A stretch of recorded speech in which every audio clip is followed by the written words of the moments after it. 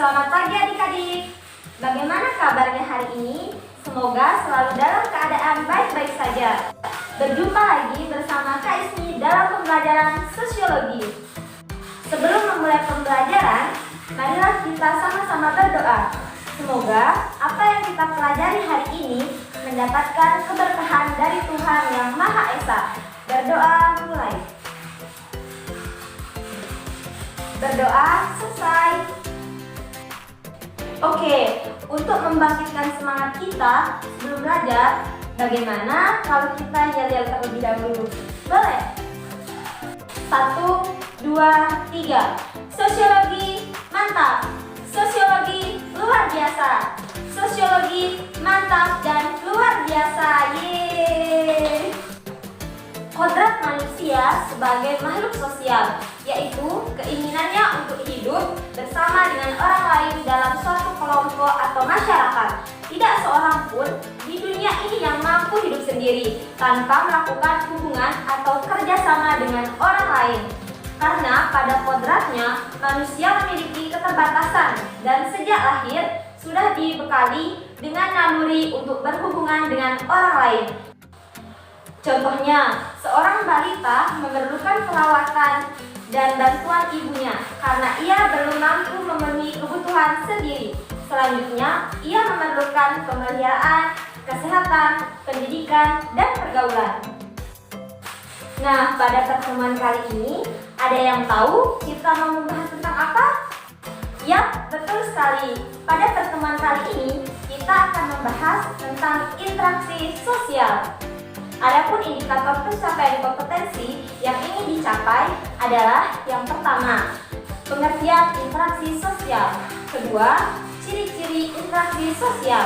Dan yang ketiga adalah syarat-syarat terjadinya interaksi sosial. Baik, kita mulai pembahasan yang pertama terkait dengan pengertian interaksi sosial. Ada beberapa pengertian dari para ahli, yaitu dari SGM. Yang pertama dari Surjono. Surjono mengatakan bahwa interaksi sosial adalah proses sosial yang berkaitan dengan cara berhubungan antara individu dan kelompok untuk membangun sistem dalam hubungan sosial. Yang kedua dari Gilin. Interaksi sosial dijelaskan oleh Gilin sebagai hubungan sosial yang dinamis antara individu dengan individu lain atau dengan kelompok atau hubungan antar kelompok. Hubungan ini tercipta karena pada dasarnya manusia tidak bisa hidup tanpa orang lain. Yang ketiga dari Massionis. Pengertian interaksi sosial menurut Massionis adalah hubungan aksi dan reaksi seseorang dalam hubungan dengan individu atau kelompok yang lain. Nah, dari beberapa pendapat ahli di atas, apakah adik-adik sudah paham apa yang dimaksud dengan interaksi sosial? Yaps, betul sekali. Jadi, dapat disimpulkan bahwa interaksi sosial adalah hubungan yang dinamis yang menyangkut hubungan antar individu dengan individu, kemudian antar individu dengan kelompok, dan antar kelompok dengan kelompok, baik itu berbentuk kerjasama, persaingan, ataupun pertikaian. Lanjut ke pembahasan yang kedua, yaitu ciri-ciri dari interaksi sosial. Ada 4 ciri-ciri dari interaksi sosial. Yang pertama, jumlah pelaku lebih dari 1 orang, yaitu interaksi membutuhkan aksi dan reaksi dari seseorang, di mana seseorang memberi aksi atau tindakan. Syarat terjadinya interaksi tersebut bila tindakan tersebut direspon oleh orang lain. Yang kedua, interaksi sosial menggunakan komunikasi dengan simbol-simbol tertentu. Simbol di sini artinya bahasa yang digunakan untuk berkomunikasi. Simbol ini harus dipahami oleh masing-masing yang berinteraksi sehingga komunikasi bisa berjalan dengan baik. Yang ketiga adalah interaksi sosial memuat dimensi waktu, yaitu meliputi masa lalu, masa kini, dan masa depan. Artinya, interaksi sosial di masyarakat terdapat konteks waktu yang menentukan batasan dan interaksi tersebut. Yang keempat, adanya tujuan yang ingin dicapai.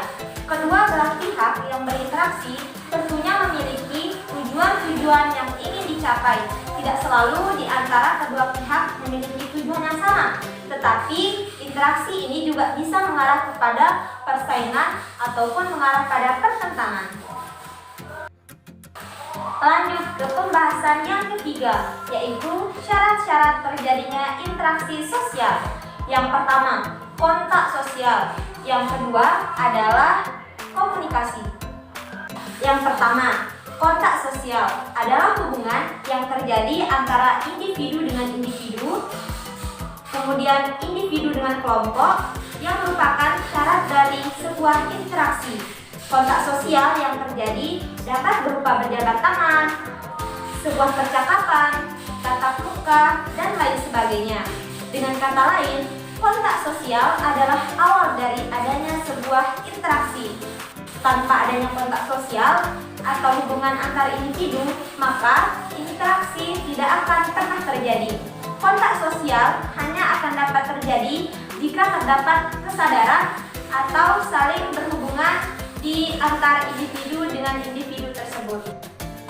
Kontak juga dapat dibedakan berdasarkan cara, sifat, bentuk, dan tingkat hubungannya. Berdasarkan cara, kita mengenal ada dua macam kontak dilihat dari caranya, yaitu kontak langsung dan kontak tidak langsung. Yang pertama adalah kontak langsung, terjadi secara fisik, misalnya dengan berbicara, senyum, atau bahasa gerak. Kemudian yang kedua, kontak tidak langsung, terjadi melalui media atau perantara tertentu, seperti pesawat telepon, radio, televisi, telegram, surat, dan lain sebagainya.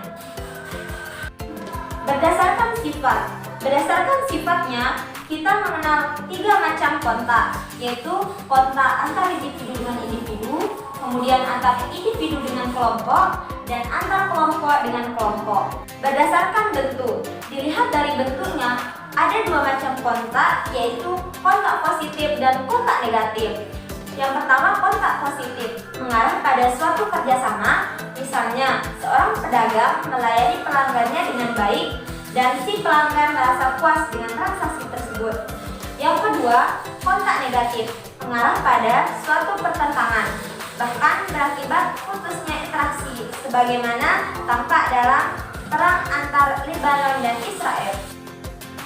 Berdasarkan tingkat hubungan, menurut tingkat hubungannya, kita mengenal ada namanya kontak primer dan kontak sekunder. Yang pertama, kontak primer terjadi apabila orang mengadakan hubungan secara langsung, bertemu dan bertatap muka. Misalnya, orang yang saling berjabat tangan, saling melempar senyum, dan sebagainya. Yang kedua, kontak sekunder memerlukan suatu perantara atau media, bisa berupa orang atau alat. Selain itu juga dapat dilakukan secara langsung ataupun tidak langsung. Syarat interaksi yang kedua yaitu komunikasi. Komunikasi adalah proses penyampaian pesan dari seseorang kepada orang lain yang dilakukan secara langsung maupun tidak langsung menggunakan alat bantu atau orang lain dengan memberi tanggapan ataupun respon. Dalam komunikasi terdapat 4 unsur, yaitu pengirim, penerima, pesan, dan umpan balik. Yang pertama, pengirim atau sender adalah pihak yang mengirim pesan kepada orang lain. Yang kedua adalah penerima atau komunikan, adalah pihak yang menerima pesan dari sender. Yang ketiga, pesan, yaitu isi atau informasi yang disampaikan pengirim kepada penerima. Yang keempat adalah umpan balik atau feedback, yaitu reaksi dari penerima atas pesan yang diterima. Proses interaksi sosial yang terjadi bila di antara pihak yang berinteraksi melakukan kontak sosial dan komunikasi. Kontak dan komunikasi menjadi syarat yang paling penting apabila melakukan interaksi sosial. Tanpa kedua syarat tersebut, interaksi sosial tidak akan terjadi. Nah, apakah adik-adik sudah paham? Alhamdulillah.